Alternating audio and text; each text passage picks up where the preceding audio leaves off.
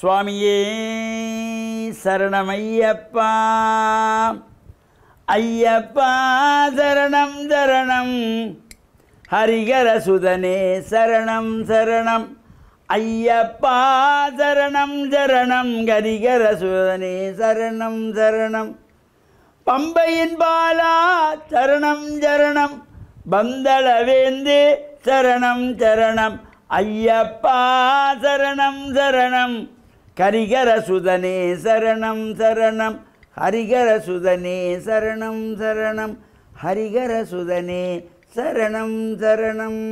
சுவாமியே சரணமையப்பா.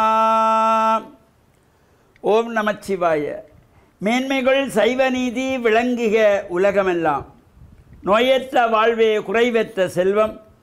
அந்த நோய் நொடிகள் இல்லாத வாழ்வு இந்த உலக மக்கள் எல்லோரும் வாழ வேண்டும் என்று கலியுகத்தின் காந்தமலை யோதியாகிய சபரிமலை சுவாமி ஐயப்பனுடைய திருவடிகளை சிறந்தாழ்த்தி, டான் தமிழொலி ஓம் தொலைக்காட்சி நேயர்கள் அனைவருக்கும் சர்வதேச இந்து மத குருபீடம் அகில இலங்கை சபரிமலை ஸ்ரீ சாஸ்தா பீடத்தின் சார்பில் இனிய வணக்கங்களும் நல்லாசிகளும். என்றும் மங்களகரமான விஸ்வாவசு வருஷம் ஆவணி மாதம் 14ஆம் நாள் 30/8/2025 சனிக்கிழமை இன்று மலர்ந்திருக்கின்ற இன்றைய பொழுதும் நம் எல்லோருடைய வாழ்விலும் எல்லா விதமான சிறப்புகளும் வெற்றிகளும் கிடைக்க வேண்டும் என்று இறைவனை பிரார்த்தித்து, இஷ்ட தெய்வங்கள் குலதெய்வங்களையும் வழிபாடு செய்து, பெற்றோர்கள் பெரியோர்கள் குருவார்களையும் வணங்கி அவருடைய அன்பையும் ஆசியையும் பெறுகின்ற பொழுதும் எந்த நாளுமே நமக்கு நல்ல நாளாக அமையக்கூடியது. இன்று மந்தவாரம் என்று போற்றப்படுகின்ற சனிக்கிழமை. பொதுவாக சுப காரியங்கள் எதையும் ஆரம்பிக்கக்கூடாது. ஒரு கோவிலிலே கும்பாபிஷேகத்திற்கான ஏற்பாடுகள் அல்லது கும்பாபிஷேக கிரியைகள் ஆரம்பம், யாகத்தினுடைய ஆரம்பம் எதுவும் செய்யக்கூடாது. ஒரு திருமண பேச்சுக்கால் எடுக்கக்கூடாது. திருமணத்திற்கு நாள் பார்க்கக்கூடாது. அவ்வாறு இந்த மந்தவாரம் சனிக்கிழமையிலே திருமணம் செய்யக்கூடாது. இவ்வாறு ஒரு இந்த மந்த வாரம் இதிலே இறை வழிபாடுகள். பொதுவாக இந்த சனிக்கிழமை என்றதும் பலரும் இந்த திருமணங்கள் செய்ய இருக்கின்ற பொழுது அப்பா அம்மா ஜாதகம் பார்க்க நாள் பார்க்க செல்லுகின்ற பொழுது முதலிலே சொல்லுகிற வார்த்தை, சனி ஞாயிறாக ஒரு நாளை பாருங்கள், சொந்தக்காரரெல்லாம் வரணும். சனிக்கிழமை கல்யாணமே பண்ணக்கூடாது. அதை யாரும் சிந்திக்கிறோம் இல்லை. சொந்தக்காரரை வரவணுங்கிறதா முக்கியமாக இருக்குது. கல்யாணமாகி அந்த தம்பதிகள் நல்லபடியாக வாழ வேண்டும், எல்லா செல்வங்களையும் பெற வேண்டும் என்று எண்ணம் உள்ளவர்கள் ஒரு நாளும் சனிக்கிழமையில் கல்யாணம் பண்ண மாட்டாங்க. சனிக்கிழமைகளில் திருமணம் செய்யக்கூடாது. திருமண பேச்சுக்காலே பண்ணக்கூடாதுன்றபோது திருமணத்தை எப்படி செய்கிறது? அதை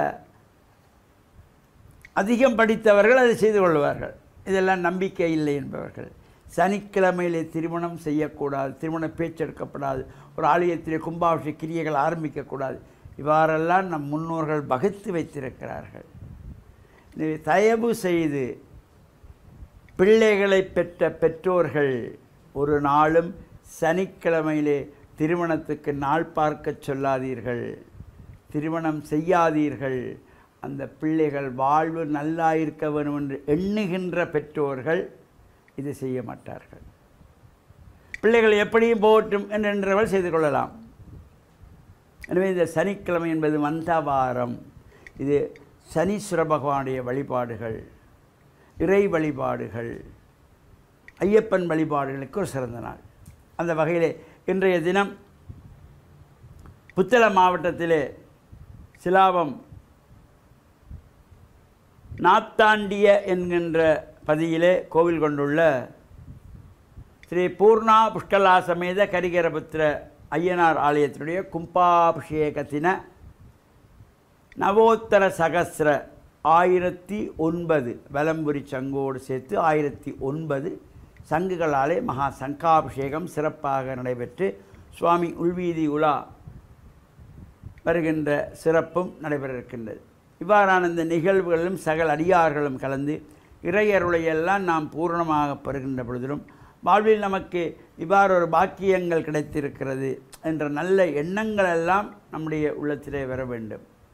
அதேபோல் நாளைய தினம் ஞாயிற்றுக்கிழமை 31ஆம் நாள் ஞாயிற்றுக்கிழமை, இந்த ஆவணி மாதத்தினுடைய 15வது நாள், 3வது ஞாயிற்றுக்கிழமை. இந்த ஆவணி ஞாயிறு ஒரு அற்புதமான நாள். பிரத்யக்ஷ தெய்வமாகிய சூரியனை வழிபாடு செய்வதற்கு ஒரு சிறப்பு. இந்த ஆவணி ஞாயிறிலே சூரியனை வழிபாடு செய்து பொங்கல் செய்யக்கூடிய ஒரு பொங்கல் வழிபாடு செய்து நாளைய தினம் இந்த 3வது ஞாயிற்றுக்கிழமை ஆவணி ஞாயிறு, இந்த ஆவணி மாதத்தின் ஞாயிற்றுக்கிழமையிலே சூரியனுக்கு பொங்கல் வைத்து வழிபாடு செய்கின்றவர்களுக்கு உடல் ரீதியான ரோகங்கள் நீங்கும் என்பதெல்லாம் ஒரு ஐதீகம். நம்பிக்கை உள்ளவர்கள் அந்த நம்பிக்கையோடு நாம் இறைவனை பிரார்த்தனை செய்து இறையருளையும் பெற்று மண்ணில் நல்ல வண்ணம் வாழ டான் தமிழொலி ஓம் தொலைக்காட்சி நேயர்கள் அனைவருக்கும் சர்வதேச இந்து மத குறிப்பீடத்தின் சார்பில் நல்ல ஆசிகளை கோரிக்கொள்வதில் மன மகிழ்வு கொள்கிறோம். சர்வே ஜனாகாம் சுகினோ பவந்து சமஸ்தசன் மங்களானி சந்து சுபம்.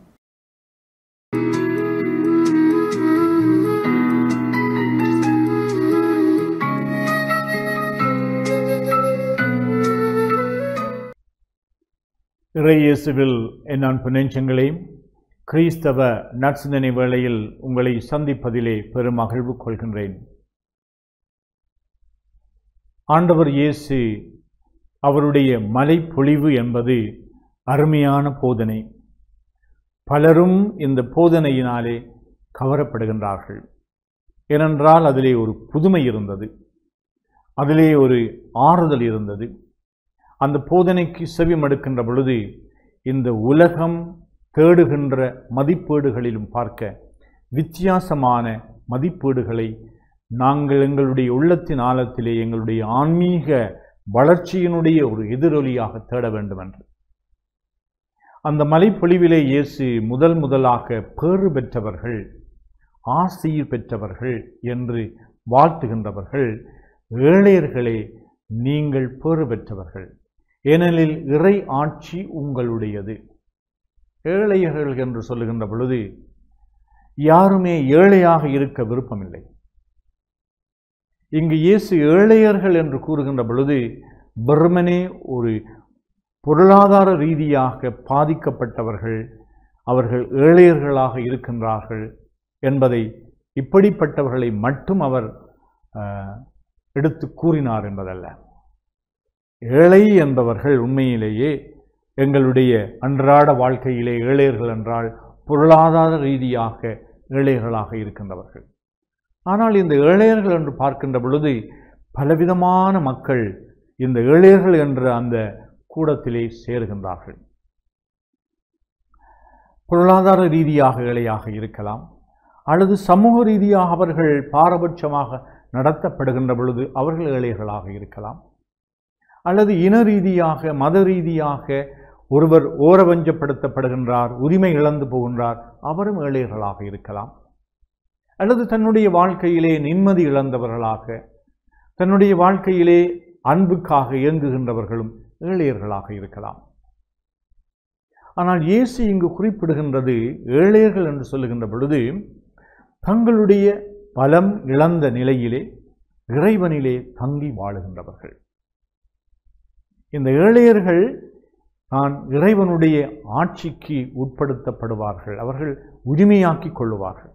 இந்த இறைவனுடைய ஆட்சியிலே இறைவனை ஏற்றுக்கொள்ளுகின்றவர்கள், இறைவன் தான் எங்களுடைய பலம், இறைவன் தான் என்னுடைய நிம்மதி, இந்த இறைவன் தான் எனக்கு ஆறுதலாக இருக்கின்றார், இந்த இறைவன் தான் நான் தேடுகின்ற பெரும் செல்வமாக இருக்கின்றது, இறைவன் தான் என்னை அன்பு செய்கின்றார், இறைவனை நான் அன்பு செய்ய விரும்புகின்றேன், இந்த இறைவனோடு நான் அன்புறவிலே நிலைத்திருக்க விரும்புகின்றேன் என்று எங்களை தாழ்த்துகின்ற பொழுது, இறைவனுடைய சன்னிதானத்திலே நாங்கள் எங்களை வெறுமையாக்குகின்ற பொழுது, ஒரு நீர்வீழ்ச்சியிலே நாங்கள் தண்ணீர் மெல்ல செல்லுகின்ற பொழுது எந்தளவு அளவான பாத்திரத்தை கொண்டு செல்லுகின்றோமோ அவ்வளவு தூரம் நாங்கள் அந்த நீர்வீழ்ச்சியிலே இருந்து தண்ணீரை பெற்றுக்கொள்ள முடியும்.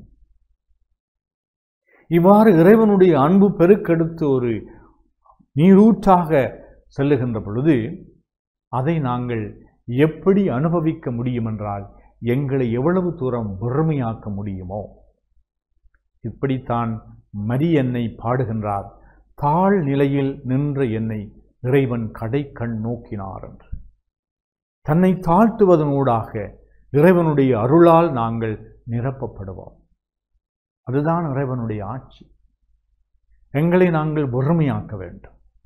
எங்களுடைய தலைக்கணம், எங்களுடைய அகங்காரம், எங்களுடைய பிடிவாதம், எங்களுடைய முரட்டுத்தனம், எங்களுடைய தாந்தோன்றித்தனம், இவற்றிலே இருந்து நாங்கள் இவற்றை எங்களுடைய உள்ளங்களிலே இருந்து வாழ்விலே இருந்து அகற்றுகின்ற பொழுது இறைவனுடைய அருளால் எங்களுடைய உள்ளங்கள் நிரப்பப்படும்.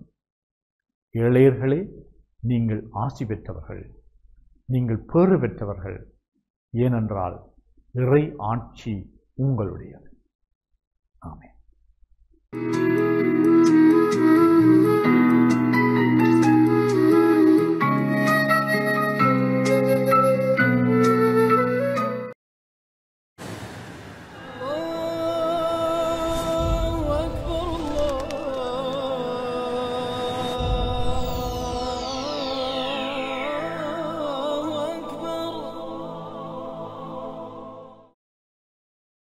அஸ்ஸலாமு அலைக்கும் வரஹ்மத்துல்லாஹி வபரகாத்துஹு.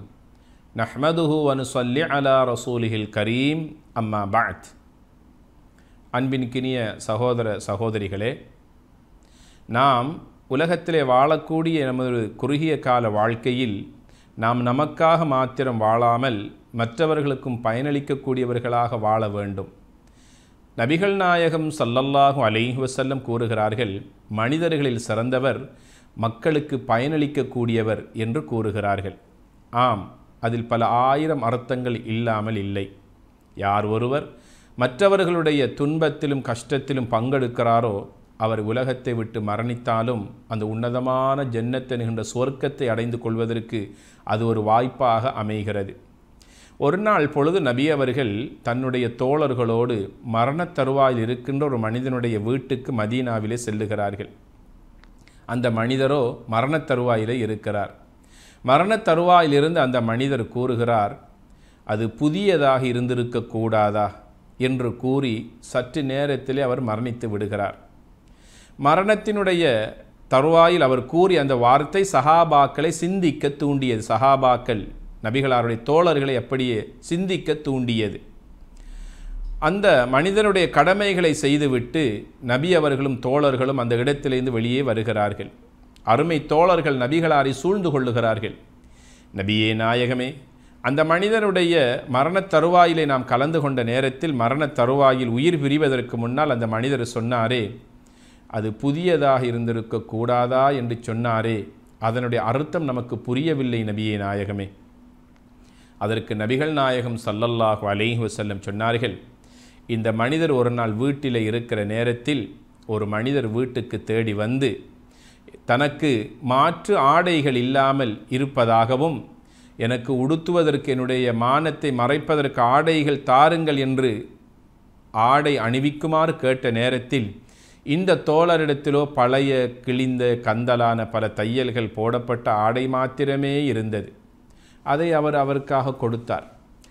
அந்த ஆடையை கொடுத்து அவருடைய மானத்தை மறைத்ததற்காக இறைவன் இவருக்கு சுவர்க்கத்தின் காட்சியை மரணத் தருவாயிலே காண்பித்தான்.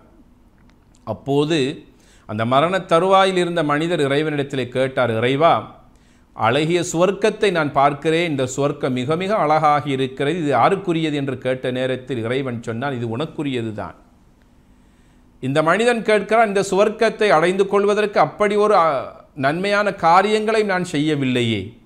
இறைவன் சொன்னான், என்னுடைய அடியார்களில் ஒரு அடியான் மாற்று ஆடை இல்லாமல் ஏங்கி தவித்த நேரத்தில் உன்னிடத்திலே இருந்த கந்தலான கிழிந்த தையல்கள் பல போடப்பட்ட ஆடையேனும் கொடுத்து அவனுடைய மானத்தை நீ மறைத்து காப்பாற்றினாயே, அதற்கு பகரமாக நான் உனக்கு சுவர்க்கத்தை தருகிறேன் என்று அந்த அழகிய சுவர்க்கத்தை மரண வேளையில் இறைவன் காட்டிய போதுதான் இந்த மனிதர் சொன்னார், நான் கொடுத்த ஆடை புதியதாக இருந்திருக்க கூடாதா என்று மரணத் தருவாயில் சொல்லி கவலைப்பட்டார் என நபிகள் நாயகம் ஸல்லல்லாஹு அலைஹி வஸல்லம் அவர்கள் கூறுகிறார்கள்.